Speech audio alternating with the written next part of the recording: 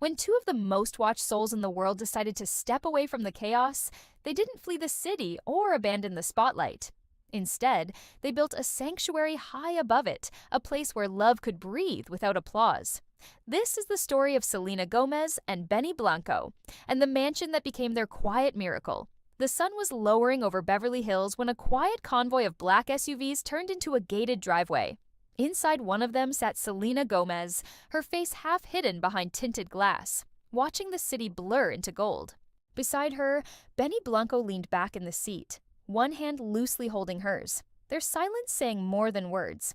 They had signed the papers that morning, a $35 million purchase that was already making headlines around the world. But to them, it wasn't a transaction. It was the beginning of something sacred, a chapter written in marble and glass. The mansion rose like a dream from the hillside, sleek, modern, and almost too perfect to be real.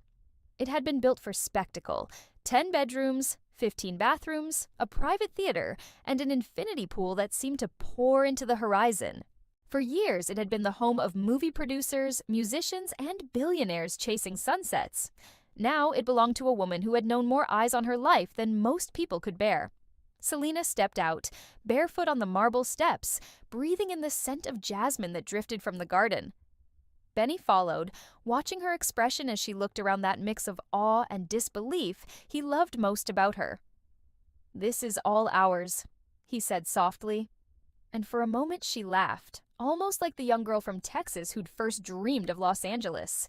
But even in laughter, her voice carried a tremor, a reminder that joy, for her, often arrived with shadows. She had learned too many times that every bright moment carried a cost. And this house, though beautiful, felt almost too bright to trust. The estate agent had called it the View House. From its balconies, you could see the whole city stretching to the ocean. At night, the skyline shimmered like spilled diamonds, silent and unreachable. Selena loved it and feared it all at once.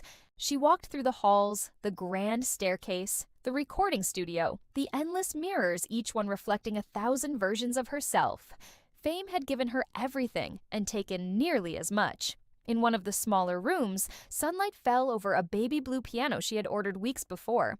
She pressed a key, and the soft note filled the room like a secret. Benny smiled. "I'll build you a song right here," he said. "Just us. No cameras." That promise, simple and ordinary, made her eyes glisten. Because what she wanted most wasn't fame or fortune anymore, it was normal. They spent the first night in the mansion without furniture, wrapped in blankets on the floor. Outside, coyotes howled across the canyon, and the wind brushed the glass walls like fingers tracing a melody. Benny cooked pasta on a single burner.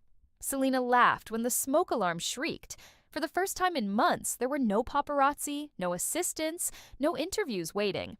Only the sound of two people learning how to be quiet together. The next morning, headlines exploded. Selena Gomez and Benny Blanco buy $35 million love nest. Paparazzi swarmed the gates, drones hovered over the pool, and gossip channels called it a statement of permanence. But inside the mansion, Selena was curled on a couch, reading poetry aloud while Benny sketched beats on his laptop. They had both lived their lives in front of an audience now. They were building one behind closed doors. It felt like the first breath after years underwater. Still, the outside world never truly stopped knocking. Rumors began to swirl about secret recording sessions, about wedding plans, about family hopes whispered too soon. One blog claimed they were building a nursery, another insisted she was retreating from fame. Selena read none of it, though sometimes she felt the noise pressing through the windows. Peace, she realized, was fragile, especially when millions wanted a piece of your silence. In the weeks that followed, the mansion began to fill with life. Soft rugs, rare books, a wall of framed photos from childhood touches of past and present entwined. Selena turned one room into a sanctuary with candles and old vinyl records spinning quietly through the night. She told friends it was where she went to remember what still matters. Benny, ever the creator, filled another space with instruments, turning echoes into music. They worked together often, writing songs that felt half like confessions, half like prayers. Sometimes he'd play a melody and she'd just listen, eyes closed, whispering lyrics that only made sense to them. Their love was no longer about grand gestures or fame.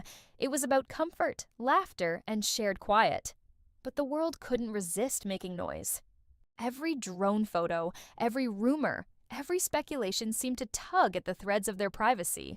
One afternoon, a neighbor sent word that a helicopter had been seen hovering low over their property. Selena frowned, watching from the balcony as the wind stirred her hair. "Even here," she murmured, "they find us." Benny wrapped his arm around her shoulders, pulling her close. "We'll let them see the view," he said, "but never the truth." That night, she posted a photo on Instagram, the sun setting behind the hills, her caption simple: "Peace tastes different when you earn it." The post went viral within hours, fans flooding her comments with love and longing. Some celebrated her happiness, others mourned their distance from her world. But the truth was gentler. Selena wasn't pulling away. She was growing roots. And roots, unlike fame, take time to settle quietly beneath the surface. Months passed.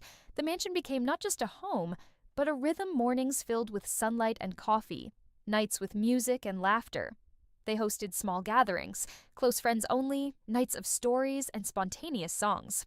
Those who visited spoke of how warm the house felt, how love seemed to hum from the walls. Yet, beneath the serenity, both knew that peace in Hollywood was always temporary. They had built something rare, and rarity attracts curiosity. One evening, as autumn brushed the hills with gold, Selena sat by the pool watching city lights shimmer. Benny joined her, holding 2 mugs of tea, the air cool and still. "I never thought I'd have this," she said. "Not after everything." He nodded, eyes soft. "You earned every piece of it." She smiled faintly. "Then why does it still scare me?" He didn't answer right away, only reached for her hand. They both knew the answer anyway. Happiness frightened her because it felt temporary, as if one wrong step might break it. But maybe, she thought, that fear was part of being human, to love deeply, knowing it could vanish. The stars blinked above them, quiet witnesses to their fragile peace. And for the first time in years, Selena let herself believe in forever, even if it lasted only that night. In the months that followed, whispers of new music began again. Friends hinted that the songs coming from their home were unlike anything she'd written before. Raw, vulnerable, filled with tenderness and truth. Perhaps, they said, the mansion had become her muse, a space where love and art finally met without pain. But Selena never confirmed it. She preferred mystery now. Reporters kept circling, eager for access, for confirmation, for quotes. But the gates remained closed. The story told only in fragments. A photo of her laughing in the garden. A video of Benny carrying groceries, smiling at a fan from afar. Small glimpses, enough to remind the world they were still there, still in love. The longer they stayed hidden, the more romantic the legend became.